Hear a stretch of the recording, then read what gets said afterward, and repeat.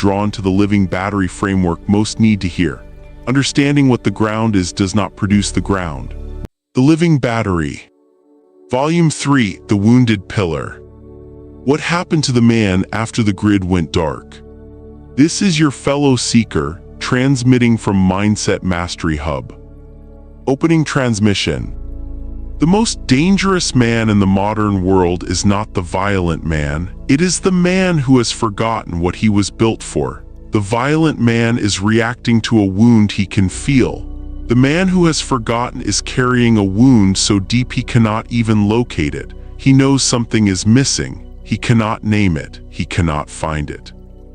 He fills the space where it should be with noise. With women he cannot ground. With money he cannot multiply. With anger he cannot direct. With children he is present for in body and absent from in frequency. He is a pillar that was never told it was a pillar. He is a ground that was never shown what to ground. He is the most powerful architecture in the human energetic system, and he has been wandering the earth for generations believing he is ordinary. This volume is for the man. Specifically and without apology, it is for the man who grew up without a father, or with a father who was physically present but frequency absent, or with a father who was trying his best inside a broken system without any map of what he was supposed to be. It is for the man who has been told his whole life that his natural orientation toward plurality, toward anchoring, toward the quiet authority of the ground, is toxic, is dangerous, is the source of the problems rather than the suppressed solution to them. This volume is also for every woman who loves that man. Every mother who raised a son alone and watched him search for something she could not provide, not because she was insufficient, but because the thing he was searching for was architecturally outside what one person can give. Every sister who watched her brother become a statistic. Every daughter who grew up without the frequency of a grounded masculine field and spent her adult life either searching for it in the wrong places or deciding she did not need it, which is a different kind of wound wearing a different kind of clothing. We are going to look at what happened to the man after the grid went dark, not to produce guilt, not to produce despair, to produce the specific clarity that comes from accurate diagnosis. You cannot heal a wound you cannot see. You cannot recover a function you do not know you lost. You cannot rebuild a structure you have been told was never yours to begin with. The first act of restoration is always the same. Name what was taken, name what the taking produced, and name what recovery looks like from where you are standing right now. Volume 1 gave you the blueprint of the original architecture. Volume 2 gave you the forensic case for why it was dismantled. Volume 3 gives you the honest, unflinching examination of what the dismantling produced in the body, the psychology, the community, and the generational inheritance of the man who was supposed to be the ground of it all. And at the close of every chapter you will find a protocol, not a suggestion, a protocol. A specific, structured practice designed to begin the process of restoring the function that the chapter has diagnosed as damaged. The protocol is where the intellectual understanding becomes embodied reality. Do not skip the protocols. The protocols are the point. This is your fellow seeker transmitting from Mindset Mastery Hub. Let us begin. Part 1: The Diagnosis. What the wounded pillar looks like in the modern world. Chapter 1: The boy who was never shown the blueprint. Every man alive today who grew up without a father in the household, or with a father who was present in body but absent in frequency, which is a different kind of fatherlessness and in some ways a more confusing one, grew up without the primary transmission that the masculine architecture requires to know itself. That transmission is not a speech. It is not a lecture about responsibility. It is not a stern conversation about becoming a man. It is a frequency. It is the lived, daily embodied experience of being in close proximity to a man who is fully occupying his ground, fully anchored in his function, fully present as the stable center of a household field. It is watching that man move through the world with the specific, quiet, unmistakable authority of a pillar that knows what it is holding up. Without that transmission, the boy grows up knowing that he is supposed to become something, without ever receiving the frequency of what that something actually feels like from the inside. He is given words for it. He is given cultural scripts for it. He is told to be strong, to be a provider, to be responsible, to be a man. But words without frequency are instructions without a demonstration. They produce performance without function.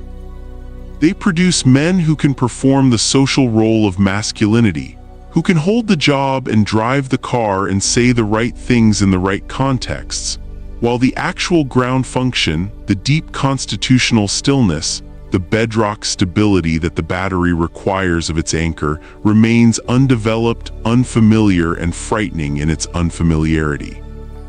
The statistics of fatherlessness in communities that were most thoroughly targeted by the Great Suppression are not a moral failure.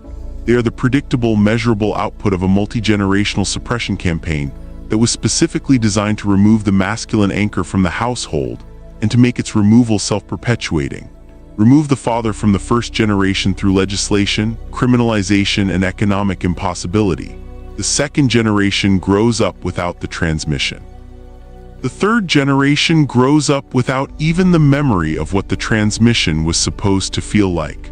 By the fourth generation, fatherlessness has been normalized to the point where the community itself has begun to explain it through the language of individual moral failure rather than through the language of structural assault.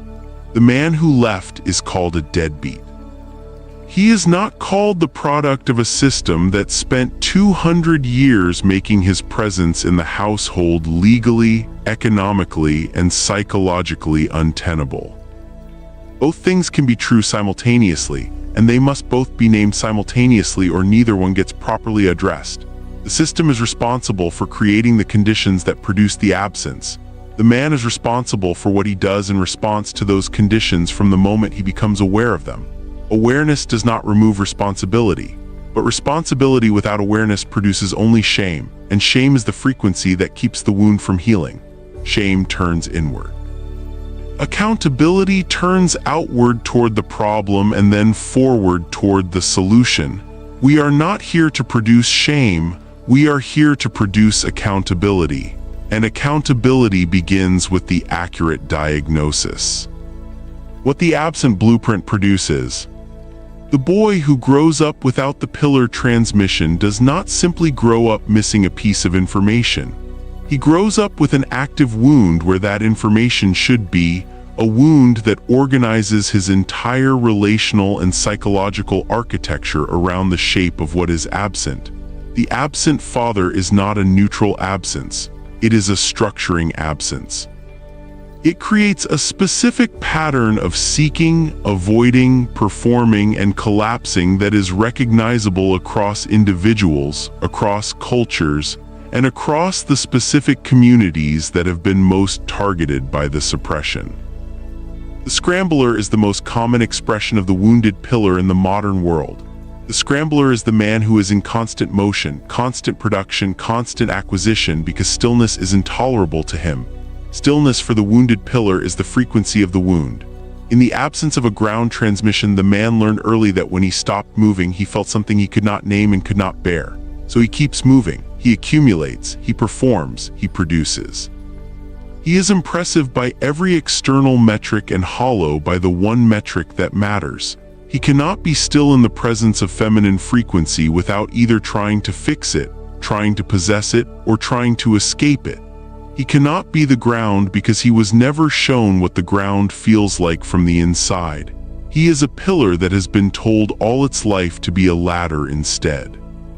The ghost is the second expression.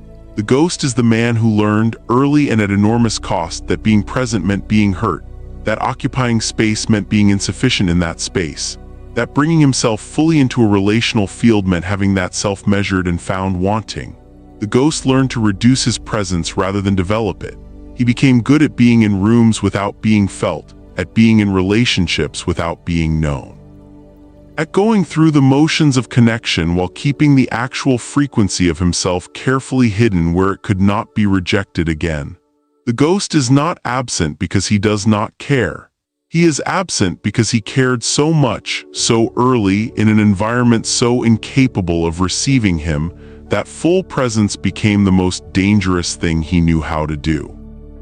The reactor is the third expression. The reactor is the man whose pillar function was never developed but whose voltage was never suppressed. He has the energy, he has the force, he has the raw material of masculine power in enormous quantity, but without the ground transmission, without the containment that comes from knowing your own function and occupying it fully, that energy has no channel.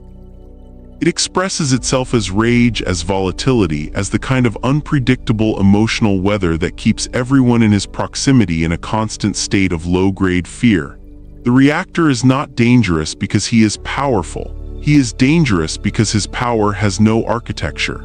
He is a live wire that was never connected to a ground. The energy was always supposed to be there. The ground was what the system removed.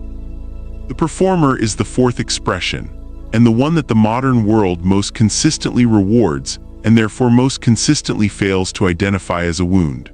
The performer has learned exactly what masculinity is supposed to look like from the outside, and has built a precise, well-maintained, socially successful replica of it. He has the job, the car, the clothes, the posture, the way of moving through a room that reads as confident and capable and grounded. But it is a performance in the precise sense. It is generated from the outside in, not from the inside out. It is sustained by external validation and collapses in private. The performer does not know who he is when no one is watching. He knows what he is supposed to look like. He does not know what he is supposed to feel like. The grid does not need a performance of the pillar. It needs the pillar itself. The common root. All four expressions, the scrambler, the ghost, the reactor, and the performer, share a single root: the absence of the ground transmission.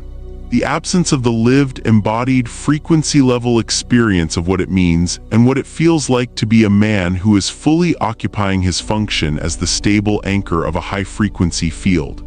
They are four different adaptations to the same wound. Four different strategies that a boy develops when he is trying to become a man without a map of what that means at the level that actually matters. And here is the thing that the suppression system most needs you to miss. None of these men are broken at the level of their design. The scrambler has enormous energy. The ghost has extraordinary sensitivity. The reactor has raw, undirected power. The performer has social intelligence and adaptability. These are not defects. These are distortions of genuine capacities, the same capacities that inside a functioning grid transmission would have developed into the specific, precise, extraordinary function of the fully operational pillar. The wound did not destroy the hardware. The wound misdirected the development of the hardware, and misdirected development can be corrected, not quickly, not without cost, but completely. The hardware is still there. It has always been there. The protocol work that follows each chapter in this volume is the beginning of the redirection. Protocol 1, the Stillness Inventory. Purpose: to identify your primary wounded pillar expression and begin the process of locating where the ground function was interrupted in your development. Duration: 30 minutes, undisturbed, no phone, no music, no other people in the room. What you will need: a notebook and a pen, not a phone, not a laptop.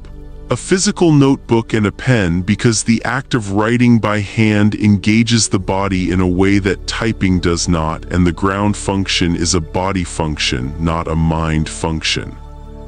Step 1, the stillness test, 10 minutes. Sit in a chair with both feet flat on the floor.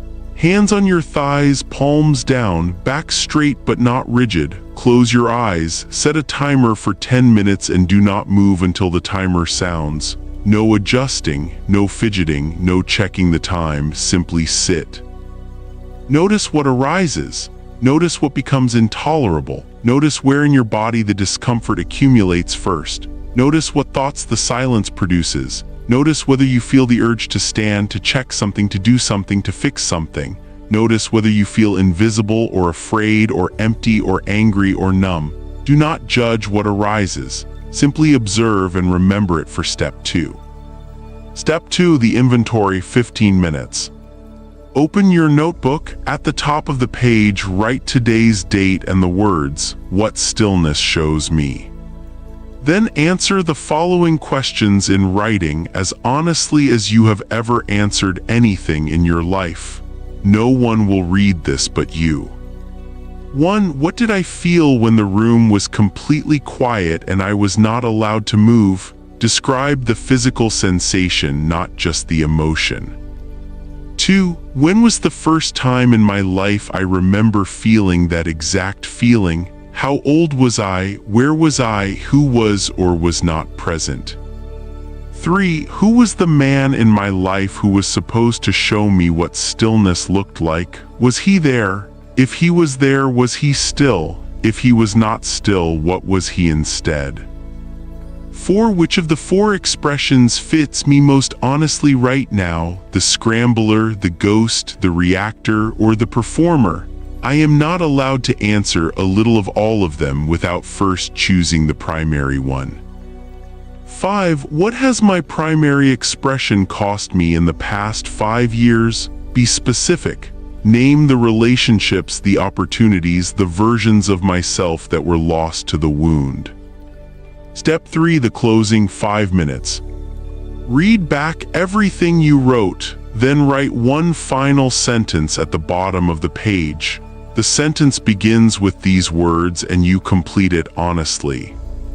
The man I was designed to be would have. Do not edit, do not cross out, write what comes first, then close the notebook. This protocol is to be completed once before moving to Chapter 2. It is not a one-time exercise. Return to it monthly. The answers will change as the protocols accumulate and the ground function begins to develop. The change in your answers over time is the evidence of your restoration. Chapter 2, the fatherless frequency. What gets inherited when the pillar is absent? The wound of fatherlessness is not only psychological. This is the piece that the therapeutic community has understood partially, and the scientific community is only beginning to measure with the precision that the living battery framework makes available. The wound of fatherlessness is epigenetic. It is written into the biological expression of the child's DNA, not through a change in the genetic sequence itself, but through a change in which genes are expressed and which genes are silenced, which biological systems are activated and which are suppressed, based on the frequency environment that the child develops within during the critical early years of biological organization. Epigenetics is the science of how the environment speaks to the genome. The genome is not a fixed program that runs identically regardless of context. It is a responsive system, a library of biological possibilities whose expression is continuously shaped by the frequency of the environment that surrounds it. A child who develops within the high-frequency, coherent, stable field of a fully operational living battery is not just psychologically safer than a child who develops within the static of a broken or absent household. That child's genome is being read differently. Different genes are being expressed. Different biological systems are being organized. Different neurological architectures are being built. The frequency of the environment during development is not a context for the biological formation. It is an ingredient in it. The science of adverse childhood experiences, what researchers call ACEs, has documented with growing precision the long-term biological consequences of growing up in a low-frequency, high-stress, absence-structured household environment. Children who score high on ACE measures, who experienced fatherlessness, household instability, economic precarity, and the specific emotional weather of a household running on fear and scarcity rather than coherence and abundance, show measurable differences in cortisol regulation, in immune system function, in inflammatory markers and telomere length, in the architecture of the prefrontal cortex that governs emotional regulation and long-term decision-making. and in the structure of the amygdala that governs threat detection and fear response. These are not metaphors, these are measurements. The absent pillar leaves a biological signature in the child that science can now detect, quantify, and in some cases reverse. What this means for the man who grew up fatherless is this: the struggles he encounters as an adult, the difficulty with emotional regulation, the hypervigilance that makes intimacy feel dangerous, the cortisol dysregulation that makes stillness feel threatening, the impulse control challenges that the reactor expression produces, the dissociation that the ghost expression produces. These are not character flaws. They are biological adaptations. They are the body's intelligent response to the frequency environment it developed within. The body did exactly what bodies do. It organized itself for survival in the environment it was given. The problem is not that the body organized itself for survival. The problem is that the environment it organized itself for was not the environment it was designed to operate in. And now the body is running a survival operating system in a context that requires something completely different. The inheritance chain. The most devastating dimension of the epigenetic wound is its transmissibility. The biological adaptations that fatherlessness produces in a child do not stay within that child. They are carried forward into the next generation through what epigeneticists call transgenerational epigenetic inheritance, the transmission of environmentally produced gene expression patterns from parent to child, not through the DNA sequence itself, but through the chemical markers, the methyl groups and histone modifications that sit on top of the DNA and control how it is read.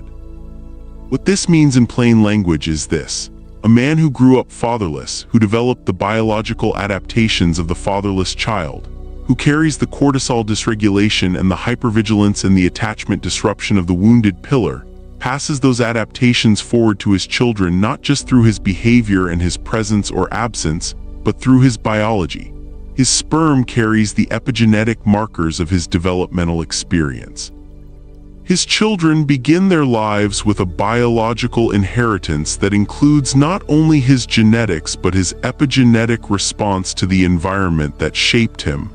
The wound travels in the bloodline, not as destiny, as inheritance. And inheritance, unlike destiny, can be acknowledged, worked with, and over time changed. This is the mechanism of generational trauma, not a metaphysical curse, not divine punishment, not moral weakness passed from father to son, a measurable, documented, scientifically understood process of biological inheritance in which the frequency of the environment that shaped one generation shapes the biological starting point of the next. The single mother raising sons alone is not just raising children without a father present. She is raising children whose biological inheritance already includes the epigenetic markers of fatherlessness from one or more previous generations. The boys she is raising are starting from a deeper deficit than anyone who does not understand epigenetics can see or address. This is not hopeless. The same epigenetic research that documents the inheritance of the wound also documents its reversibility. Gene expression patterns that were organized by a low-frequency environment can be reorganized by a high-frequency one. The biological adaptations of the fatherless child are not permanent. They are responsive. They are responsive to exactly the kind of frequency intervention that the living battery protocols are designed to provide. The body wants to return to its design operating frequency. It is always at every moment scanning its environment for the signal that will allow it to do so. The protocols are that signal, delivered deliberately, consistently, and with the specific intention of rewriting the biological inheritance one day at a time. The community frequency.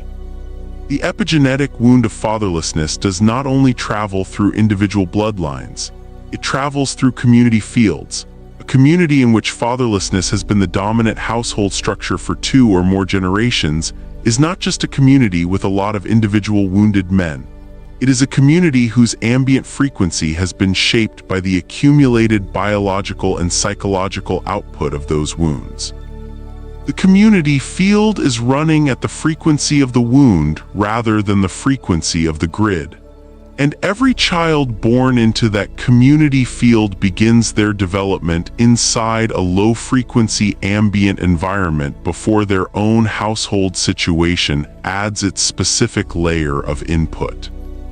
This is why the solutions that address only individual men, individual households, individual therapeutic interventions, while necessary, are insufficient on their own. The individual cannot fully heal inside a community field that is still running at wound frequency. He pulls himself up and the ambient field pulls him back.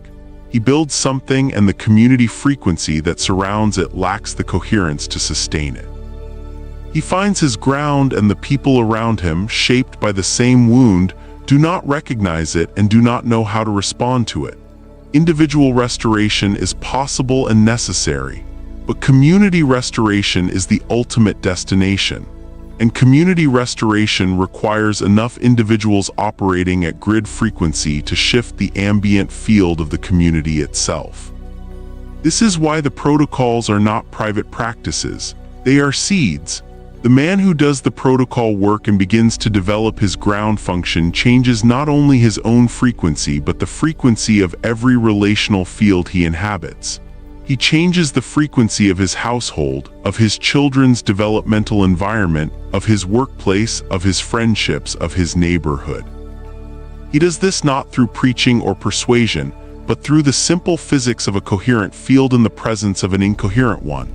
The stronger frequency entrains the weaker one over time. One grounded man in a community of wounded pillars begins to produce a resonance that the community... The Living Battery. Volume 1, The Era of the Unbroken Grid. A record of the pre-calendar sovereignty. This is your fellow seeker, transmitting from Mindset Mastery Hub. Chapter 1, The Physics of the Primordial Current. Before the first heartbeat was recorded, the world did not operate on time. It operated on resonance. Humanity was not a collection of individuals, it was a collection of frequencies. Every living being hummed at a specific vibrational signature, the way a tuning fork holds a note without apology. The forests carried a low, patient hum. The rivers moved at a rolling, silver pitch. The mountains held a bass note so deep it was felt in the marrow rather than heard by the ear. And the human being, the most architecturally complex organism ever placed upon the surface of this earth, carried within itself a frequency of such staggering magnitude that the cosmos itself leaned in to listen. In this era, the woman was the radiant source. A single woman was a supernova of creative potential. Her energy was not passive or decorative. It was generative, volcanic, and structurally necessary to the function of reality. She was not waiting to be discovered, she was already broadcasting. The issue was not her power, the issue was containment.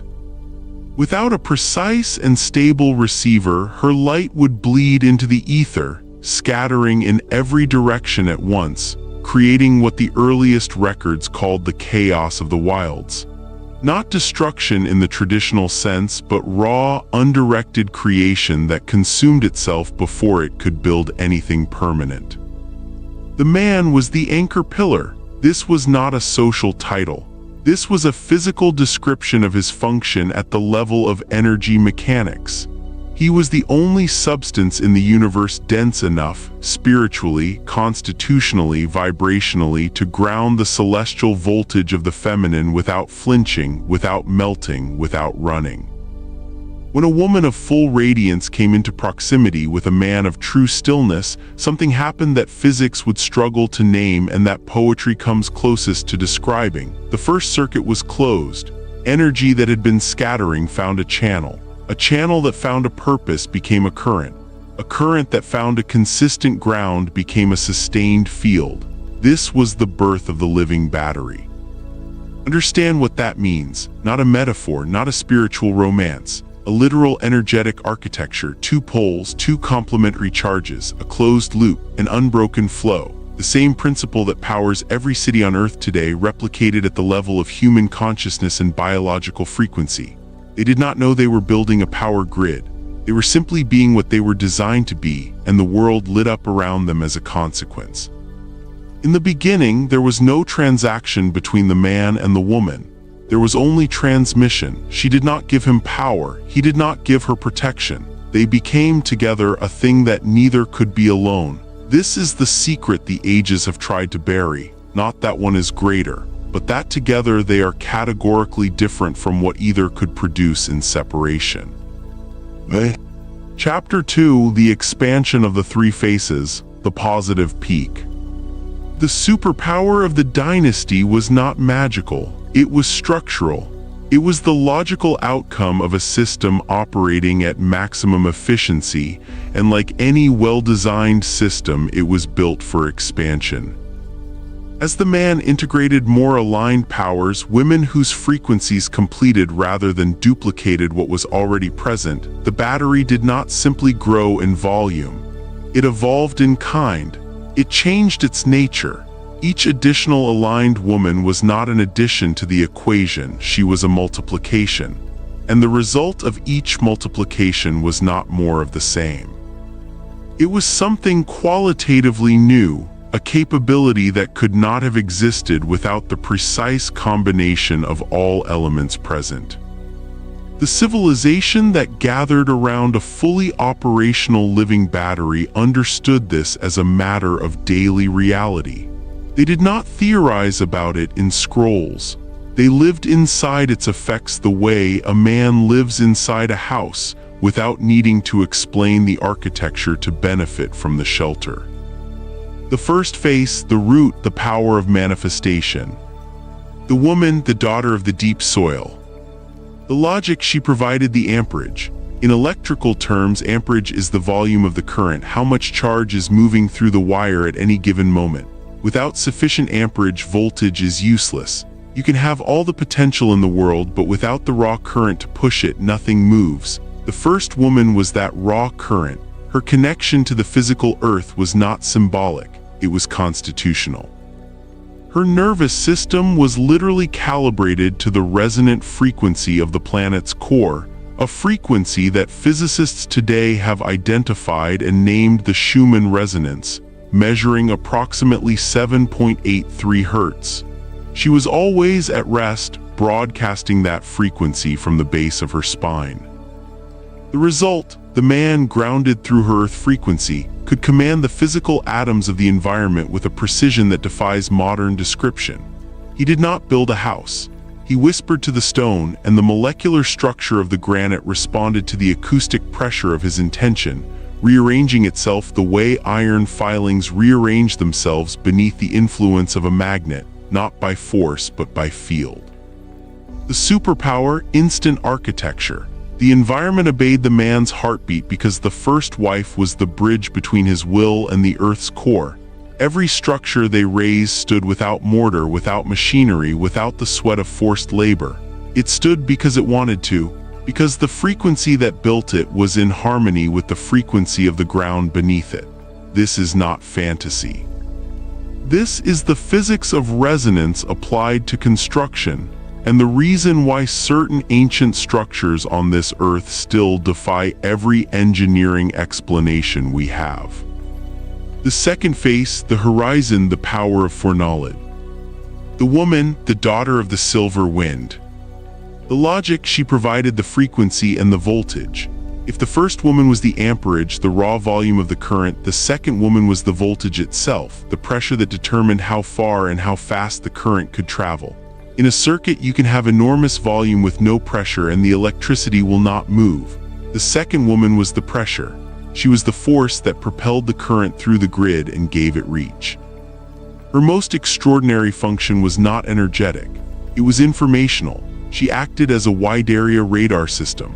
Her nervous system, calibrated to the upper atmospheric frequencies, the band that carries weather patterns, collective emotional fields, and what the ancients called the thought winds of the horizon, could detect the formation of a thought in the mind of a person 1,000 miles distant before that thought had fully crystallized into intention. The result, the family lived in the eternal now. They did not predict the future in the way we have been taught to imagine prophecy. They did not receive visions of things that would inevitably happen.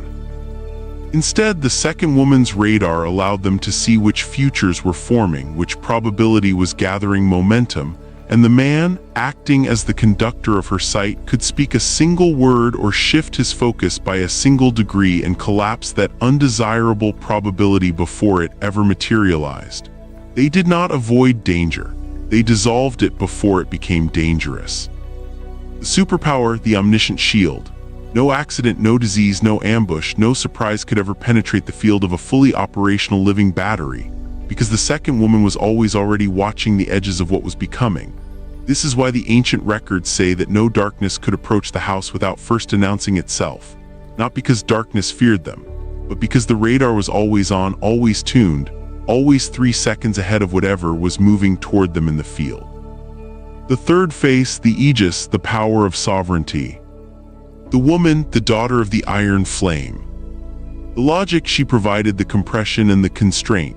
In any high-powered circuit, raw energy without compression is dangerous. It will arc, it will spike, it will exceed the tolerance of the system and destroy everything it was meant to power. The third woman was the compression function. She took the massive earth current of the first and the far-reaching atmospheric voltage of the second, and she compressed them, shaped them, focused them, made them precise. Without her, the battery was powerful but erratic. With her, it was sovereign. The result, she forged the earth and the wind into a force field of total environmental sovereignty. This was not an emotional shield in the metaphorical sense. It was a literal frequency boundary, a standing wave of compressed energy that surrounded the entire territory of the living battery and maintained a vibrational environment so incompatible with low-frequency intrusion that destructive forces could not sustain their form within it. The superpower, environmental dominion. Inside the dome of this family, the laws of the outside world ceased to apply. Gravity was measurably lighter within the field, not because physics was suspended, but because the baseline frequency of the environment had been raised high enough that the density which causes gravity to press heavily on biological tissue was reduced. Aging slowed to a pace that the outside world would have called impossible. If the man willed it to be spring in the center of a blizzard, the third wife's shield would vibrate at a frequency that generated localized thermal conditions incompatible with winter. A sun produced not from combustion but from compression, warmth that had no fuel and needed none. Chapter 3: The Shared Frequency, the Logic of Harmony. The secret that has been most aggressively hidden from recorded history is not a ritual. It is not a symbol. It is not a sacred text that was burned in a library fire. It is the unison, the specific vibrational state that occurs when multiple aligned frequencies lock together into a single coherent field. In the modern world, trouble exists because people operate on different wavelengths, not philosophically. Physically, two people in the same house can be broadcasting on frequencies so incompatible that simply sharing the same space generates friction, a low-grade resistance that drains both parties without either one being able to name the source of their exhaustion. They think they are tired from work. They are tired from the constant internal cost of maintaining their individual frequency in the presence of an incompatible one.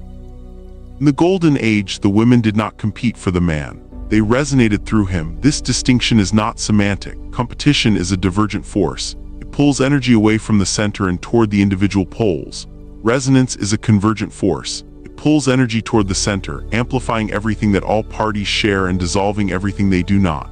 The man was the center. He was the shared frequency that all three women were already attuned to before they ever met. They did not become alike by being together. They were alike in the only dimension that mattered, their alignment to the ground, and that shared alignment was the mechanism of their unison. The telepathic web was the natural consequence of this architecture. They shared one mind, not in the sense of having no individual thoughts, but in the sense that their individual thoughts were always running on the same underlying operating system. Information passed between them not through words but through resonance. If one felt joy, the others felt a simultaneous surge of power, the way a chord swells when another instrument adds its note in perfect tune. If the man felt a need forming in his awareness, not yet a request, just the early shape of a desire, the women had already felt it through the shared field and begun moving toward its fulfillment before he could locate the language to express it. The beauty of the battery was this: because they were on the same frequency, there was no friction. And in physics, this matters enormously. Friction is the mechanism of energy loss. Every system in the known universe loses efficiency to friction, the resistance generated when two surfaces or two frequencies interact in imperfect alignment. A battery that generates friction internally is burning its own output to manage the heat of its own resistance. It is working against itself. The living battery, by eliminating internal friction through the unison, achieved what physics calls superconductivity, the theoretical state in which a current travels through a medium with zero resistance and zero energy loss. 100% efficiency. Every joule of energy generated went directly to output. Nothing was lost to heat. Nothing was wasted on internal management. The eternal youth was the biological consequence of this efficiency. Because the masculine ground was so stable and the unison so complete, the women never burned out. The human body ages primarily because of oxidative stress, the cellular damage caused by the friction of metabolic processes running at less than full efficiency. Cells that are constantly bathed in a high-frequency, zero-resistance field do not accumulate the oxidative burden that drives aging. They repair as fast as they degrade. They remain in their peak biological expression not through magic, but through the same principle that keeps a laser coherent, sustained, precise, unwavering alignment of frequency. They were the living statues of light. They did not search for the fountain of youth. They were the fountain, not because they had found something external to drink from, but because the internal architecture of their union eliminated the conditions that make youth temporary. They were not preserved. They were perpetually generating. Chapter 4: The Global Impact, the Empire Without Walls. The superpower was not contained within the walls of a single household. It could not be. By its very nature, a high-frequency field radiates outward. The living battery at full charge did not merely sustain the 4 individuals within it. It transformed every living system within its sphere of influence. Animal mastery was among the most visible effects on the surrounding civilization. Predators, lions, leopards, wolves, creatures whose biology was designed for the hunt, whose every instinct was calibrated toward the detection and pursuit of weakness, did not hunt within the field of the living battery. Not because they were supernaturally restrained, because there was no weakness for their instincts to lock onto. Predators hunt what is low frequency, what is separated from the herd, what carries the energetic signature of diminishment. Inside the field of a fully operational battery, nothing carried that signature. Lions slept at the gates not from enchantment but from entrainment. Their nervous systems, encountering a frequency so far above their own aggression bandwidth, simply could not maintain the agitated state that hunting requires. They became, within the field, what they were in their deepest nature: majestic, calm, and without need. Transmutation of lack rendered poverty structurally impossible within the field. The battery, operating at 100% efficiency, was not consuming its environment to sustain itself. It was enriching its environment as a byproduct of its operation. The fruit on the trees was not merely larger or more abundant. It was more nutritionally complete, carrying a higher concentration of the living minerals and light frequencies that the human body runs on. The water in the wells was charged, not metaphorically, but actually charged with structured water physics. Water whose molecular structure had been organized by an adjacent energy field into a state that carries charge the way a battery carries charge, and delivers it directly to cellular processes in a way that ordinary water cannot. The silent law replaced every system of enforcement that every civilization since has tried and failed to perfect. There were no police, there were no prisons, not because the people were uniformly virtuous, because the vibrational environment of the living battery made destructive behavior energetically untenable. If a person entered the field carrying a dark heart, the frequency of the environment itself would not accommodate that signal. The dissonance would be felt immediately, physically, like walking into a room where the pressure is wrong. The person would either begin to shift upward, their own frequency being pulled toward the dominant field, or they would become so profoundly uncomfortable that departure was the only relief available. The hidden record, the God engine. At the very apex of the living battery's development, the moment historians refuse to record because it breaks every assumption they have built their careers on, the man and his 3 wives ceased to be human in the conventional sense. They had become what the ancient records call the God engine, a self-sustaining, perpetually generating, cosmically connected power system whose output was no longer measured in local effects but in planetary ones. They were preparing, the records say, to plug into the very center of the galaxy, to become a node in a network whose other nodes were stars.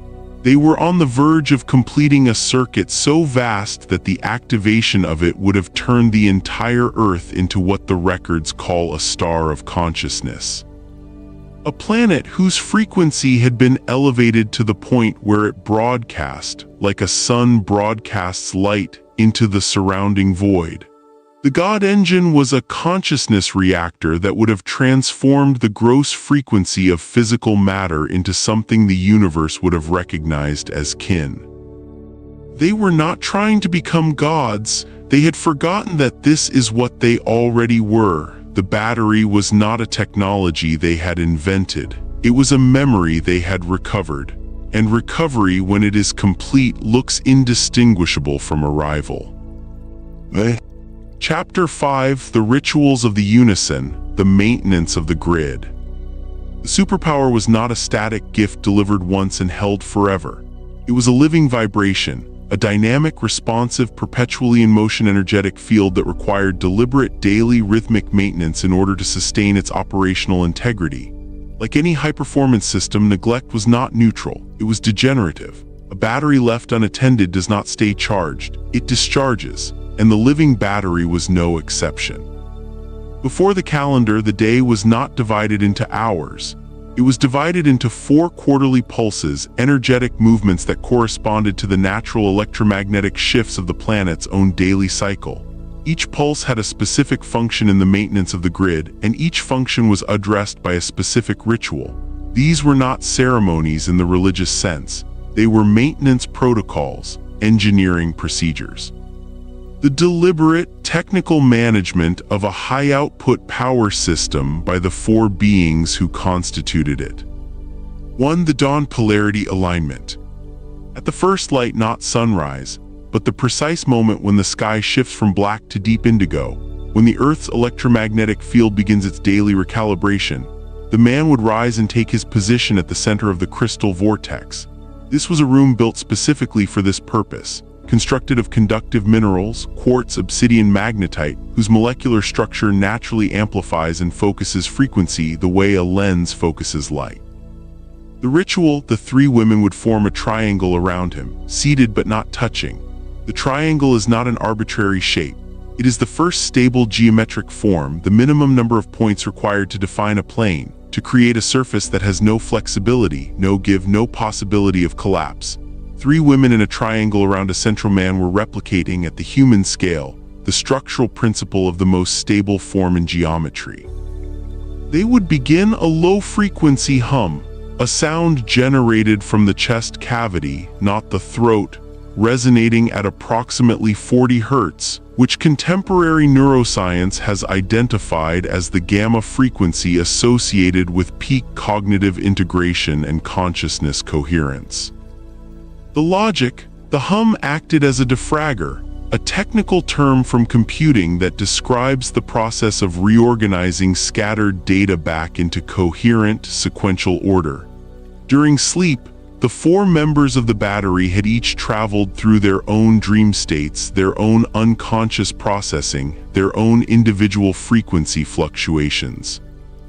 The hum cleared the residue, the psychic static accumulated during the night's individual processing, and re-entrained the 4 frequencies back into coherence before the day's demands began.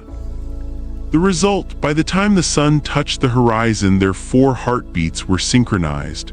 Not approximately, precisely, one single drum. This is the 0-point state, the state in which the battery is officially operational, all terminals clean, all circuits closed, all charge flowing without resistance. The day could begin. The grid was live. 2. The midday load management. As the sun reached its peak and the day's electromagnetic intensity climbed to its maximum, the creative load on the battery was at its highest. This was the window during which the civilization orbiting the battery would bring its needs: healing requests, architectural projects, agricultural interventions, weather modifications. The ritual: the man would place his left hand on the first woman and his right hand on the second woman. The third woman would press her forehead against the back of his heart, directly against the thoracic vertebrae that govern the heart's electromagnetic field, the largest electromagnetic field produced by any organ in the human body, extending up to several feet in every direction. The logic: this configuration created what the records call the short circuit of grace, a deliberate loop that bypassed the slower pathways of conscious intention and created a direct, high-speed transfer of energy from the earth and the sky through the heart and compressed into precise output by the shield. The man was not the generator. He was the switch, the mechanism that activated the circuit and directed the output with the precision of his word and the clarity of his sight. The result: he could speak a word and a mountain would move. He could direct his attention toward a drought and rain would follow. He was not performing miracles. He was operating the most powerful energy delivery system ever assembled from human biology, directing its output with the accuracy that only comes from a mind completely cleared of personal agenda, completely grounded in the Earth's own frequency, and completely aligned with the highest good of the field it serves. 3. The evening refraction, the wisdom loop. As the light faded and the day's output phase concluded, the battery shifted function from generation and delivery to assimilation and refinement. The evening refraction was the intelligence extraction protocol, the process by which the day's experiences were converted from raw events into usable wisdom. The ritual: the 4 would sit in a circle, holding a single vessel of water between them. Water is extraordinarily sensitive to intention and frequency, its molecular structure reorganizing in response to the dominant energetic environment it is held within. The 4 would collectively pour their day's experiences into the water through their focused intent. Every moment of power, every moment of strain, every flash of insight, every flicker of imbalance transmitted into a medium that would receive it without judgment and hold it without distortion. The logic: this process prevented what the records call ego buildup, the accumulation of unprocessed emotional residue from the day's interactions. Every moment of pride, every moment of fatigue, every flash of frustration or comparison or doubt that had briefly surfaced during the load cycle was captured and neutralized before it could calcify into a pattern.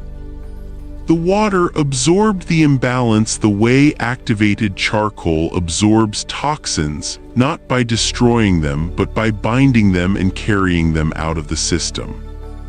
The result: they went to sleep with a clean slate, no unresolved frequencies, no accumulated static, no emotional residue that would contaminate the next day's dawn alignment.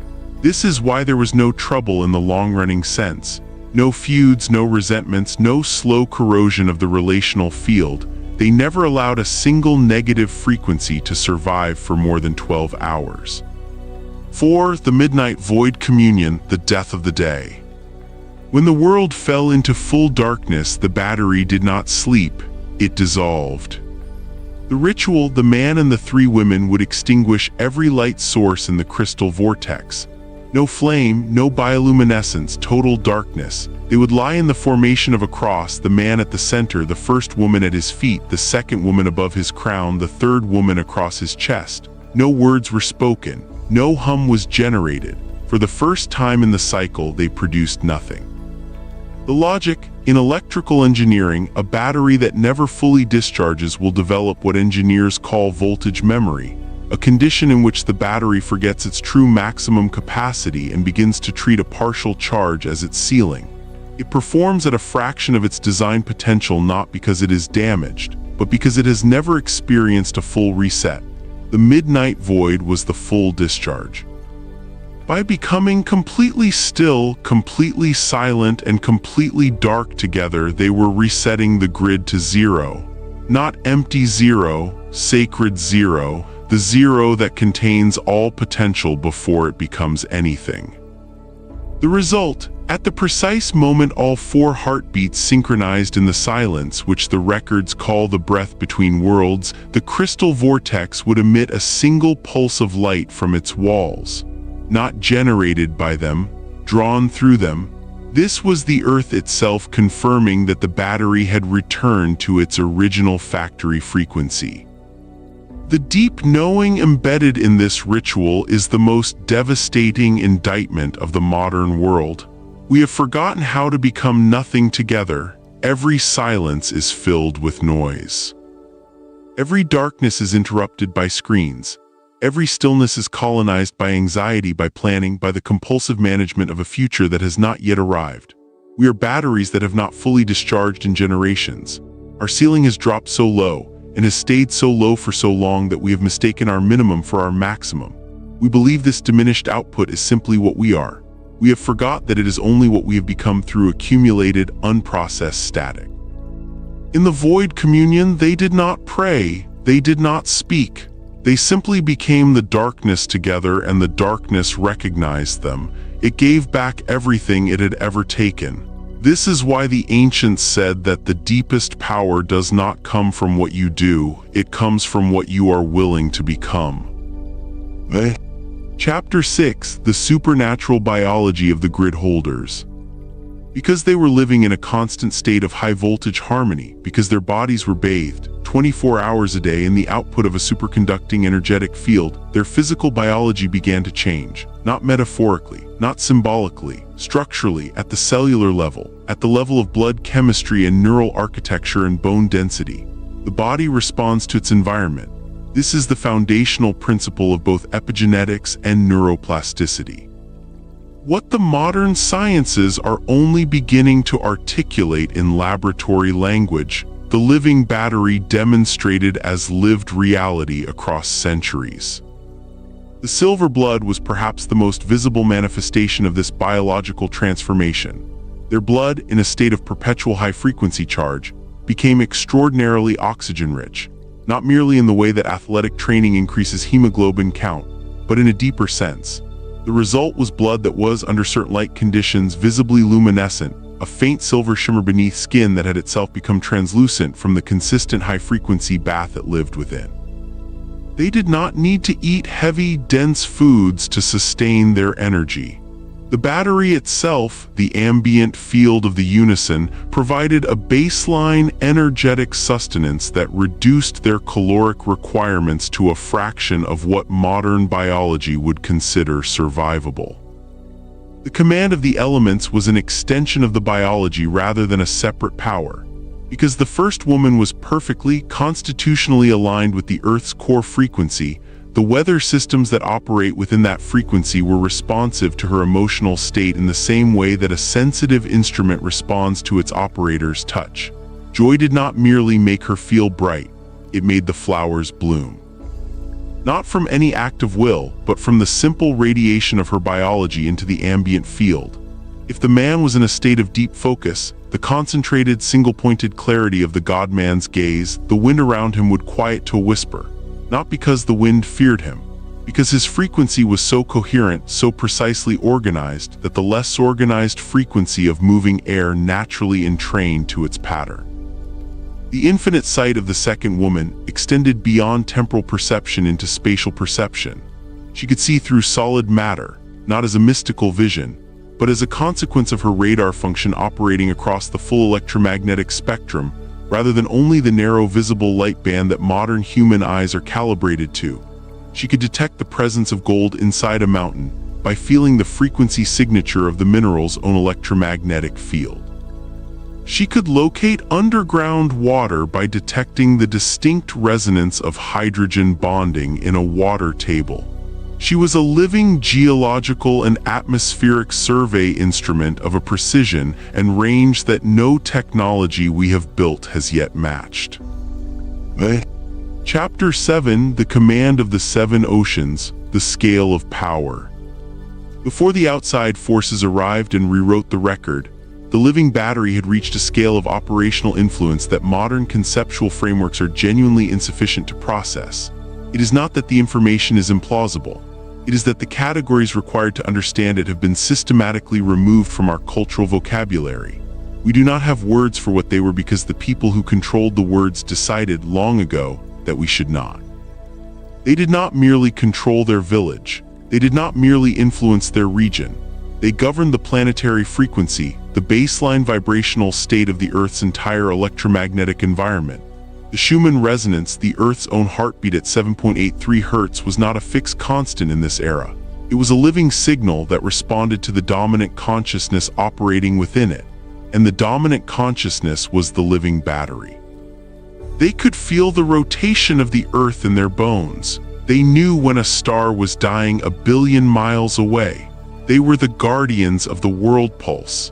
As long as the three women remained in unison and the man remained the ground, the world was a station of light that could not be dimmed by any darkness from within or beyond its atmosphere. The seven oceans referenced in the records were not the 7 bodies of salt water that we chart today. They were 7 frequency bands, 7 layers of the Earth's electromagnetic field, each corresponding to a different domain of reality. The physical, the thermal, the atmospheric, the gravitational, the magnetic, the cosmic, and the one the records name only as the unnamed, which appears to correspond to the zero-point field described in modern quantum physics, the sea of latent energy that underlies all physical matter, and from which all physical matter is continuously emerging and into which it is continuously dissolving. The man, grounded by the first woman's earth connection, extended by the second woman's sky connection, and contained by the third woman's compression function, had access to all 7 bands simultaneously. He did not move through them sequentially. He existed in all of them at once, a multi-band transmitter and receiver operating across the entire range of reality's frequency spectrum. This is what the records mean when they describe him walking through the crystal streets and brightening the ground beneath his feet. The ground responded to his frequency. The stones were not performing for him, they were resonating with him, and resonance at sufficient intensity produces light. Chapter 8: The Architecture of the Vibrational Cities. The high point of the pre-calendar dynasty was expressed most dramatically in its built environment. In the modern world, we build with dead matter, wood cut from living trees, steel extracted from ore, concrete poured from inert minerals. Our buildings are assemblages of things that were once alive or things that were never alive, held together by the brute force of physical fastening. They do not participate in their own construction. They are passive recipients of human labor, and they communicate nothing. They simply occupy space and resist gravity until they no longer can. In the Golden Age, the living battery built with living resonance.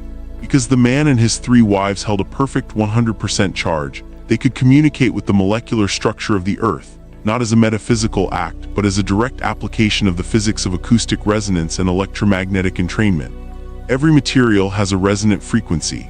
Apply that frequency to the material at sufficient intensity, and its molecular bonds become temporarily plastic. The structure becomes reorganizable. Remove the frequency, and the material resolidifies in whatever shape the resonance has organized it into. This is the principle behind ultrasonic welding, acoustic levitation experiments at MIT and NASA, and the entire field of cymatics. 1. The growth of the glass stone. The first woman would sit upon a barren mountain. The man would stand behind her with his hands resting lightly on her shoulders, not gripping, not directing, simply completing the circuit. Together, they would hum a specific geometric frequency, a sound whose waveform, when visualized, traced the precise mathematical pattern of the crystalline lattice they intended the stone to form. The result, the raw granite of the mountain would reach its resonant threshold, the point at which its molecular bonds softened and rise in a slow wave like a tide responding to the moon, then crystallize instantly into transparent marble as the hum shifted from the softening frequency to the hardening frequency in a single breath. What they produced was not quarried and shaped, it was grown. Coaxed from the mountain the way a master craftsman coaxes a form from clay, except the medium was granite and the tool was sound. The logic, acoustic levitation and thermal transmutation at the atomic level. They did not need cranes, they did not need scaffolding. They had will expressed as frequency expressed as molecular instruction. The buildings rose the way crystals grow in a supersaturated solution, inevitably, precisely according to an internal geometry that the solution itself could not resist. 2. The power of the central obelisk. At the heart of every city was a nexus pillar, a single monolithic structure of pure crystallized mineral, grown rather than carved, whose molecular lattice had been organized during its formation to serve as a permanent frequency antenna. It was not decorated. It was not inscribed with language. It did not need to be. Its function was entirely structural, entirely electromagnetic, and entirely dependent on one condition: the sustained unison of the living battery that had grown it. The function, the nexus pillar, was wirelessly synchronized to the man's heartbeat. The mineral lattice of the pillar had been grown in the presence of the man's cardiac electromagnetic field and had organized its structure in resonance with that specific frequency. As long as the man and his wives maintained their unison ritual, the pillar broadcast a static-free zone for 50 miles in every direction. Superpower: inside this zone, organic material did not decompose at its normal rate. Food preserved itself. Water maintained its structured, charged state indefinitely.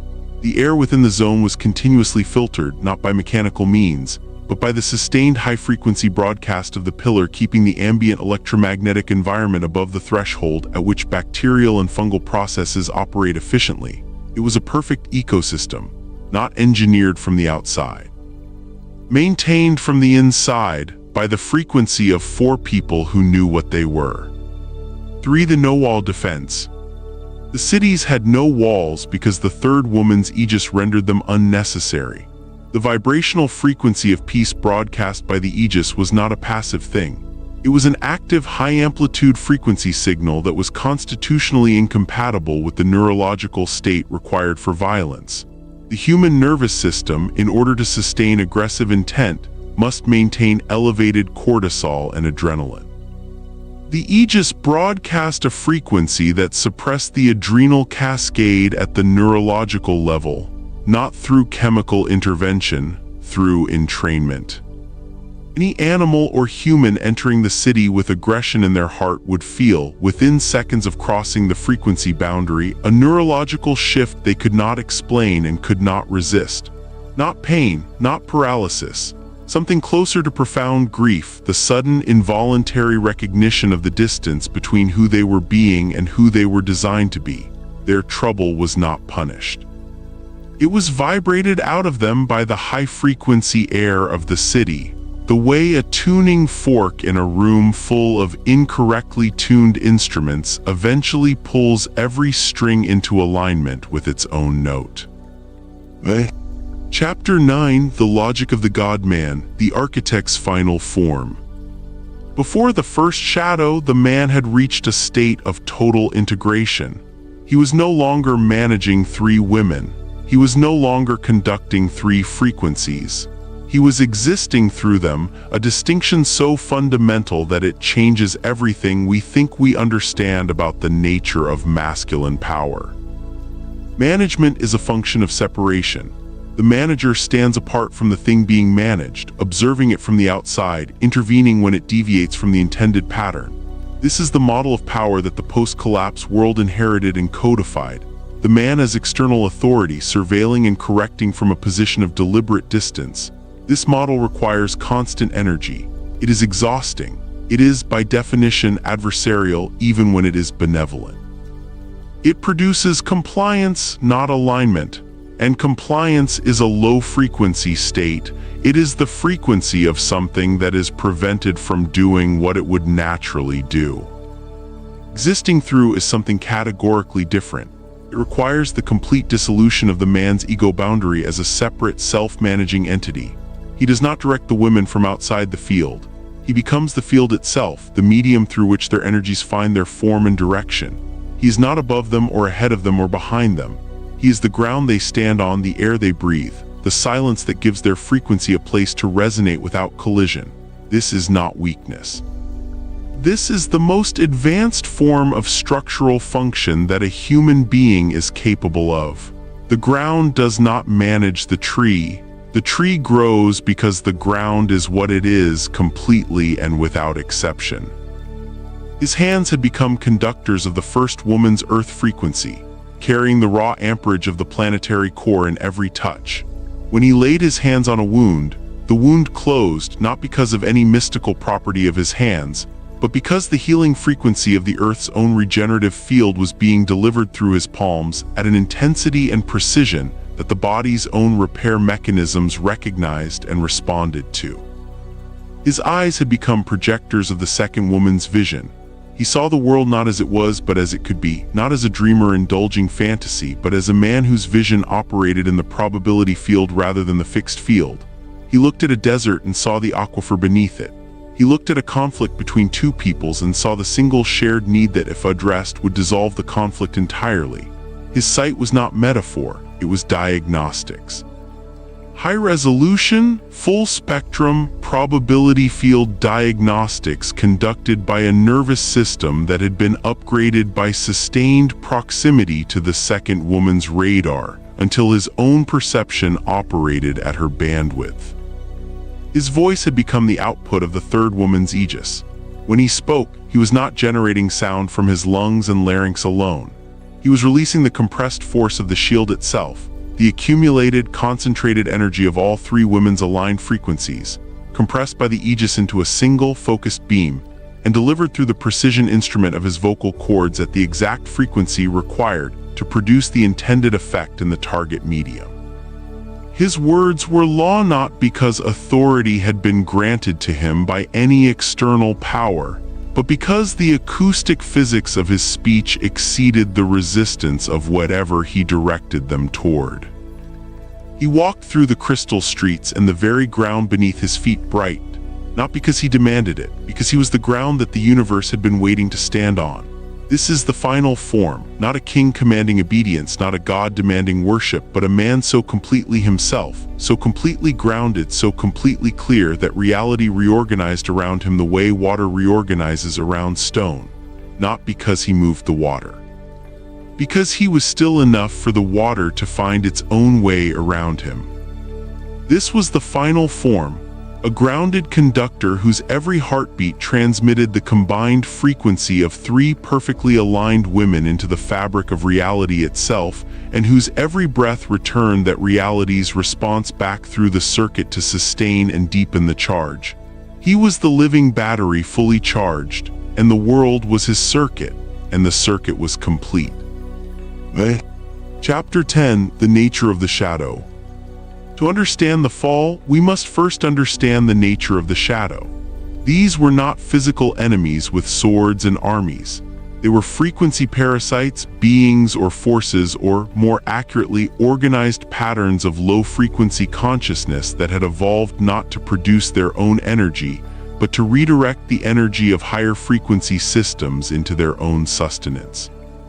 They existed in the low-vibration zones outside the grid, the spaces between the fields of active living batteries, where the ambient frequency had dropped below the threshold required to sustain the elevated biological and spiritual states that the batteries maintained within their domains. In these zones, fear was the dominant frequency, scarcity, ego. The anxious, contracting, self-preserving posture of consciousness that has forgotten its own abundance and is doing whatever it must to survive the perceived deficit. This is not evil in the moral sense. It is low frequency in the physical sense. The shadow leeches had been expelled too many times to accept entrainment as an option. They had hardened against the upward pull. They had developed through whatever evolutionary pressure shapes consciousness toward its most adaptive form, an immunity to the healing frequency of the living battery's field. They could stand at the boundary of the shield and not be transformed. They had become in the only direction available to them. Specialist in resistance. And in their specialization, they had discovered the one truth about high-energy systems that even the God engine had not fully accounted for. The most powerful systems are not destroyed from without. They are unraveled from within. The shield of the third woman was impenetrable to external assault, but the shield was only as coherent as the unison that generated it. And the unison was only as stable as the internal state of the four people who produced it. The shadow did not need to break the battery from the outside. It needed only to create within the battery itself a frequency of sufficient dissonance to interrupt the unison. A hairline fracture, a single degree of misalignment, a whisper of comparison where there had always been only resonance. Chapter 11, The First Leak, The Infiltration of Mine. The genesis of the short circuit. The shadow did not bring a weapon, it brought a concept. This is the most important sentence in this entire record. Not a sword, not a plague, not a competing technology. A concept. A single, precisely targeted thought form introduced into the ambient field of the sanctuary at a moment of maximum vulnerability, the moment of peak output, when the battery's attention was fully directed outward toward the civilization it was sustaining. Up until this moment, the living battery had operated entirely on the frequency of ours. The power was shared. The vision was shared. The man was the shared anchor. The resources produced by the battery flowed through the grid to the people without allocation, without accounting, without the concept of proportional return. There was no transaction in the battery because transaction requires measurement, and measurement requires the prior assumption that what is being measured is finite. The battery did not experience its output as finite, it was superconducting. There was no scarcity to measure. 1. The whisper of the individual. The shadow leeches found the frequency gap, a moment when the battery's outward focus had created a brief reduction in the intensity of the internal coherence monitoring. They did not speak to the man. They did not speak to the women.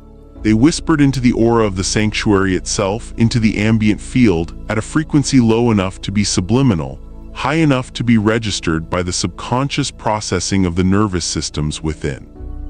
The thought, what if your part of the power is more important than hers? 7 words, or their pre-linguistic equivalent, a felt sense and emotional impression, a shift in the internal atmosphere so subtle that none of the four noticed it consciously. But the nervous system does not require conscious awareness to register a frequency. It registers everything.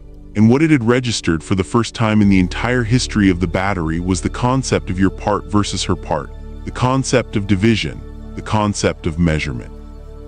The shadow had not introduced conflict. It had introduced the precondition for conflict, the substrate on which conflict grows, and that substrate was the idea that the battery could be divided into components and that those components could be ranked. In the Golden Age, there was no measurement of the light. You simply shone.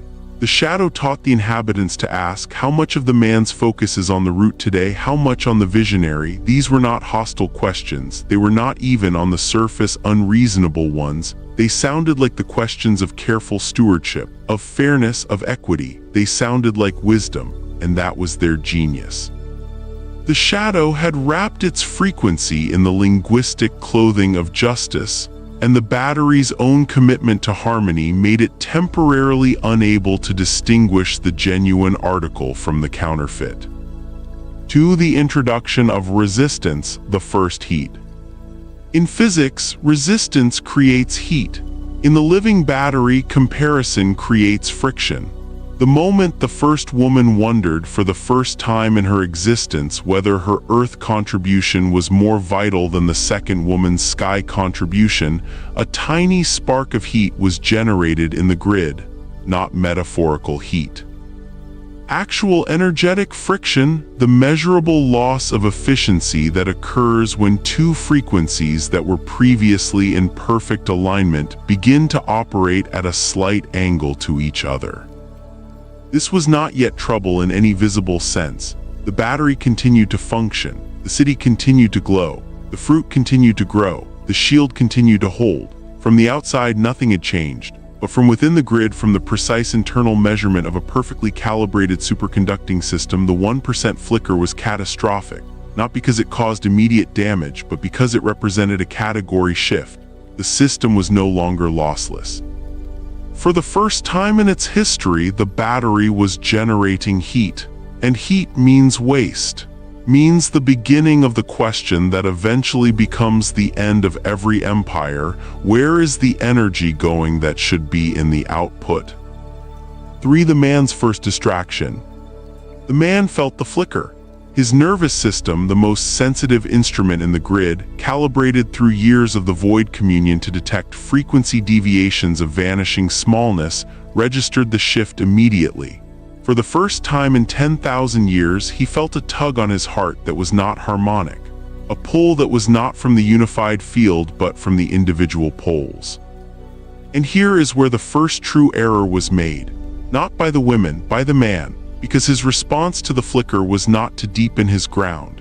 His response was to try to fix it, to become the mediator instead of the ground, to look at the individual feelings of the individual women and attempt to address them one at a time, as if the trouble were in the individuals rather than in the field between them.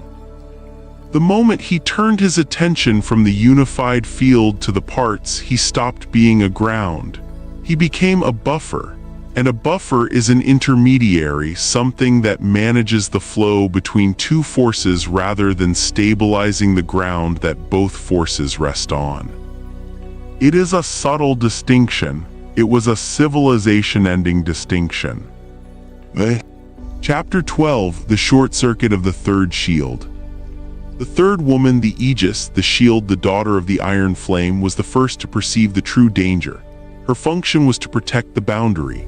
She had spent her entire existence monitoring the outside, scanning the perimeter, watching the shadow zones, feeling for the approach of low-frequency intrusion. And now, for the first time, the signal she was tracking was not coming from outside the boundary. It was inside. The static was coming from within the house. This was a crisis of a kind her function had not been designed to address. Her compression was calibrated for external pressure. She was the dam, and she was built for water that flowed from outside, but the water was now rising from inside the dam. And a dam, no matter how strong, cannot hold water that originates on its own side. The logic of the short circuit is precise and devastating. When the energy of the first and second women stopped flowing together through the man and started clashing within the circle, when their frequencies, instead of converging toward the man's ground, began pushing against each other within the enclosed space of the battery, the current began to loop. Instead of flowing from poles through ground to output, the energy was cycling internally, building heat without producing work. The battery was still generating. But it was no longer generating surplus. It was, for the first time, in deficit. The result was physical. The dome of sovereignty, sustained by the third woman's compression of the unified field, began to thin. A cold wind blew through Crystal City for the first time in memory. A leaf withered on a tree. These were not symbols. They were readings. Diagnostic data from a living system reporting on the state of the frequency that sustained it. The shadow leeches at the gates did not roar. They smiled. They watched the shimmering gold of the city begin to shift toward a dull, flickering bronze. They knew that the living battery was no longer an infinite stream. It was now a draining reservoir. And they knew that a draining reservoir needs only time. And time, unlike the living battery, is entirely on the side of the patient predator. Chapter 13, The Partition of the Triad, The First Cracks in the Crystal. The Untold History of the Internal War. The shadow leeches understood a law of high-energy physics with an intimacy that only comes from having spent millennia as its victim and then its student. A focused beam can cut through anything. A scattered light can be extinguished by a breeze. Every laser on Earth operates on this principle. Concentrate the same photons that are present in ordinary room light into a coherent, single-frequency, single-direction beam, and you can cut steel. Scatter those same photons and you cannot illuminate a page without a reflective surface. The living battery was a laser. The shadow's entire strategy was to make it a lamp. 1. The frequency of comparison. The shadow began to broadcast a low-vibration signal directly into the first woman's ambient field, not at a conscious level, not as a voice she could hear and evaluate, but as a subliminal pressure, a felt sense of injustice that had no clear object but persisted as a low-grade hum beneath her normal frequency, coloring her perception the way a dye colors water, invisibly, completely, without the water being aware of the change.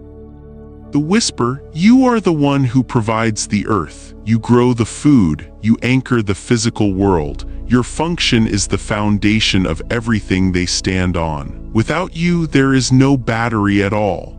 Why then does the third woman's law govern who enters the city? Why is her compression ranked above your life?" The logic of this whisper was a masterwork of frequency manipulation. Every statement in it was true, and this truth was weaponized by embedding it within the framework of hierarchy. The shadow had taken a fact about function and reframed it as a claim about rank. Function is generative, it flows outward, it contributes. Rank is comparative, it flows inward, it hoards. By wrapping the fact of her function in the language of rank, the shadow had turned her greatest strength into the source of her first wound. 2. The great distortion of the second power vision. The second woman was the radar. Her entire biological function was to perceive, to extend her awareness across the probability field and return accurate information about what was forming in the frequency landscape. The shadow knew that attacking her directly was impossible. She would see it coming. So instead of trying to blind her, they did something more elegant and more devastating. They corrupted her input. They projected false futures into her field, not random noise but carefully constructed probability images calibrated to produce maximum anxiety in a woman whose function was protection through foresight. Images of the man abandoning the grid, images of the city collapsing, images of the other women turning against her, images of herself aging, diminished, irrelevant. The result, the second woman's frequency became anxious. And anxiety is the radar's specific malfunction mode. When the radar becomes anxious, it does not stop seeing, it starts overseeing. It begins to find threats in every signal, to interpret ambiguous data as confirmation of the worst-case probability, to report not what is forming but what is feared. Her perception did not shut down, it became unreliable. And an unreliable radar is in many ways more dangerous than no radar at all, because it still reports with the same confidence, the same authority, the same conviction of accuracy that characterized it when it was functioning correctly. The grid received her reports and believed them. They were wrong, and the wrong data began to drive wrong responses. Because the second woman was the voltage, her anxiety sent a power surge through the man. Not the clean, even high-output voltage of a functioning battery. A spike. An erratic, unpredictable pressure fluctuation that the man's nervous system had no mechanism for absorbing. His stillness, the deep, bedrock stability that was the battery's ground function and its ultimate protection, began to crack.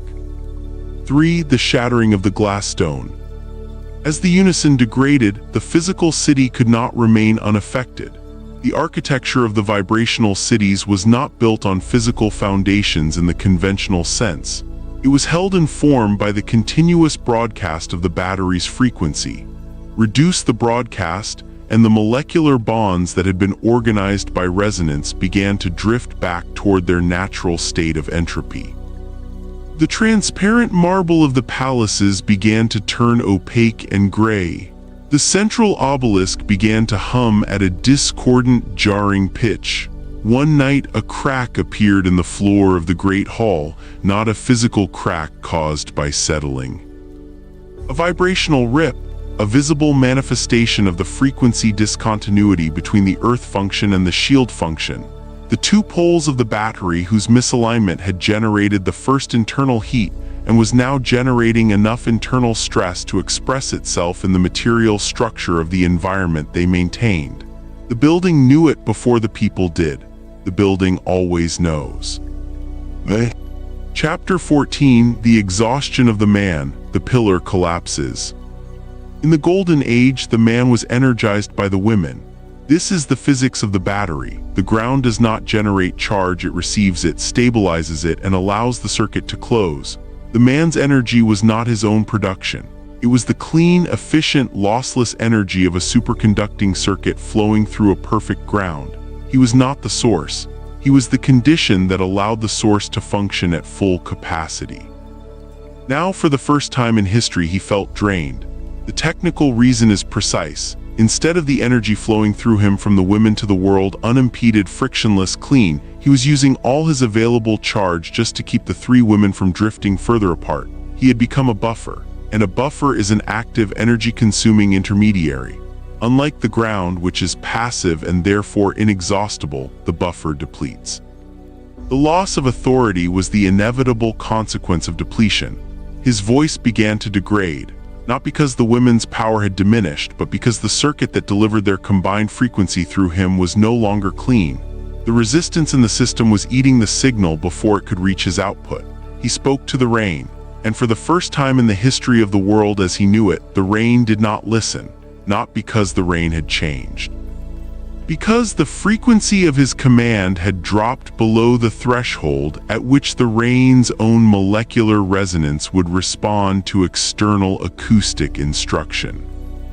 He experienced this not as a loss of external authority, but as a loss of self. The function that had been his identity, his purpose, his precise contribution to the architecture of the world was failing.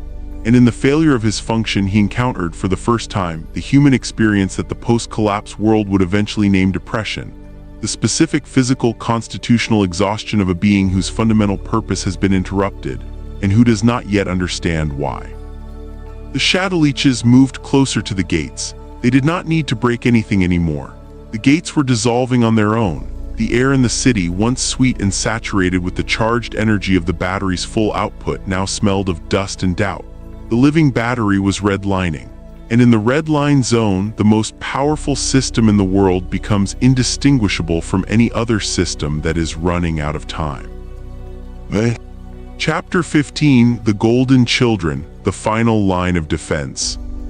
The tragedy of the Golden Children is perhaps the most quietly devastating passage in this entire record. They were the pure outputs of the battery, beings who had been conceived and gestated and raised within the full charge of the unison at its peak operational capacity.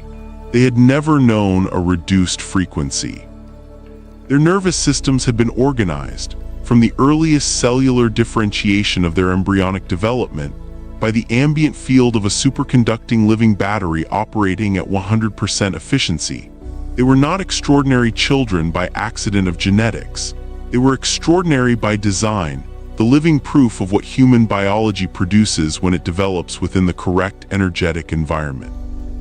Their conductivity was not a metaphor.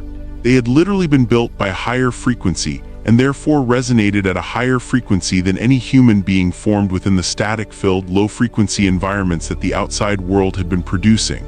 They were, in the electrical sense, the cleanest wire in the system, the component of least resistance, through which the charge of the battery could flow with the most fidelity and the least loss. When the trouble began, these children did not merely observe the cracks in the walls from a safe distance. They felt the friction in their own nervous systems, directly, physically, unavoidably, because their systems were calibrated so precisely to the high-frequency baseline of the unison that any deviation from it was experienced not as an abstract change in the environment, but as a personal physiological disruption. 1. The harmonic